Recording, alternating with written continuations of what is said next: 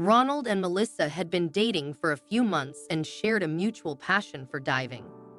They had planned a special trip to the Caribbean, where they spent their days exploring the vibrant underwater world.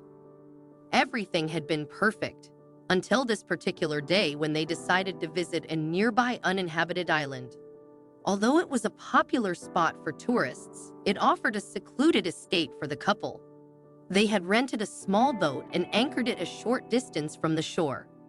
Instead of heading back to their hotel, Ronald and Melissa decided to linger on the island for a few more hours. Ronald plunged into the water, swimming down to the ocean floor. The depth here was relatively shallow due to their proximity to the shore. As he surveyed the underwater landscape, an idea struck him. To truly impress Melissa, he thought, he needed to dive deeper. Determined, he swam further away from the island, following the descent of the seabed. As he ventured deeper, the once thriving coral reefs began to thin out and eventually vanish.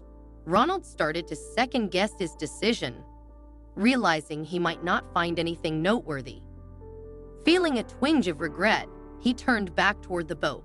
He had already seen Melissa's reaction to his earlier antics, so he aimed to return to her quickly. However, when he resurfaced, he noticed with growing concern that Melissa was nowhere in sight. Just as Ronald was about to accept his dive as a failure, he noticed something unusual resting on the ocean floor. It was unlike anything he'd ever seen before. Excitement surged through him. This was his chance to truly impress Melissa. It was also about to lead him into some unexpected trouble, but that's a story for later. With a mix of curiosity and caution, Ronald grabbed the strange sea creature, holding it securely but gently to prevent it from slipping away. As he began his ascent to the surface, he couldn't help but exclaim, "I'm definitely going to win this round." Little did he know, this win would come with its own set of regrets. Even before he surfaced, he felt a peculiar tingling sensation in his hand, the one clutching the mysterious creature. Despite his instincts warning him, Ronald brushed off the sensation and swam back to Melissa. She was eager to show him her find, a stunning shell, perfectly intact. "Look, isn't it beautiful?" she said, her face glowing with pride. "Wow, it really is," Ronald replied, eager for her to ask about his discovery. When Melissa finally glimpsed the creature Ronald had brought up, her eyes widened in shock. "What is that?" Melissa asked, her curiosity piqued as she eyed the peculiar sea creature Ronald had found. Ronald, caught off guard, admitted, "Honestly, I have no idea. I just felt a strong pull to it the moment I saw it. I couldn't resist picking it up," he said, though his enthusiasm was a bit forced. "Okay, you win this round," Melissa laughed, clearly amused by his excitement. Even though she thought her shell was still the better find, she didn't want to spoil his fun. "Let's head back to the hotel. I'm getting hungry." The following days were idyllic. They relished delicious meals, explored more of the island, and enjoyed breathtaking sunrises and sunsets. Everything seemed perfect until Ronald began to feel unwell. He was suddenly struck with nausea and extreme fatigue. At first, they suspected food poisoning, but this theory quickly fell apart. Both had eaten the same dishes, and if food poisoning were the culprit, why wasn't Melissa sick too? She felt fine and even went to a nearby pharmacy to get him some medicine. Despite her urging, Ronald was reluctant to see a doctor. "I'm fine. I'll be better tomorrow. I can already feel it improving," he insisted, though it was clear he was only getting worse. After a few days and no improvement, he finally conceded.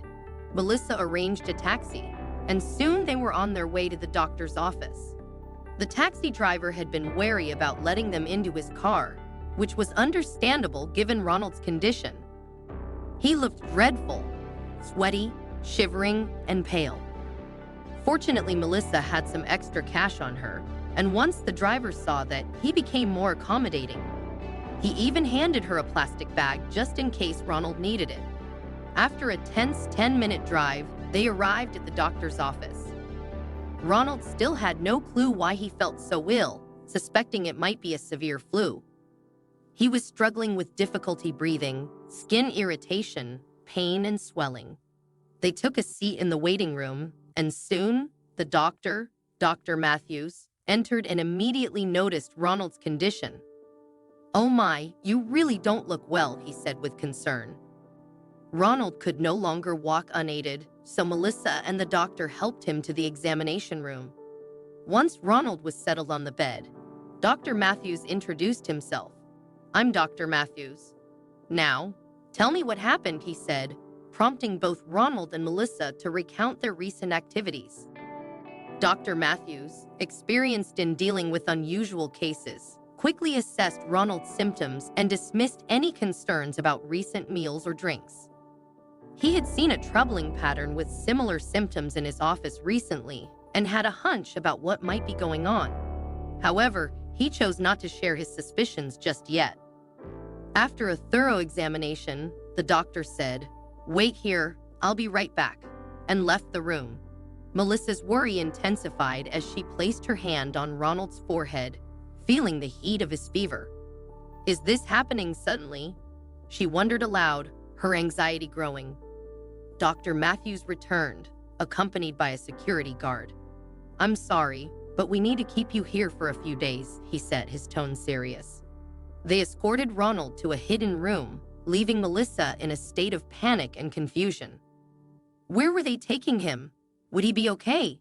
Dr. Matthews offered no additional information, only stating that Ronald's condition was a matter of life and death and that he needed to face the consequences of his actions.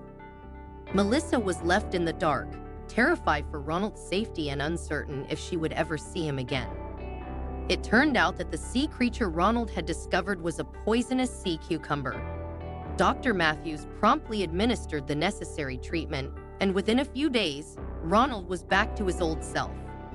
He and Melissa were able to enjoy the remainder of their vacation, but they made sure to avoid picking up any more mysterious finds from the ocean floor.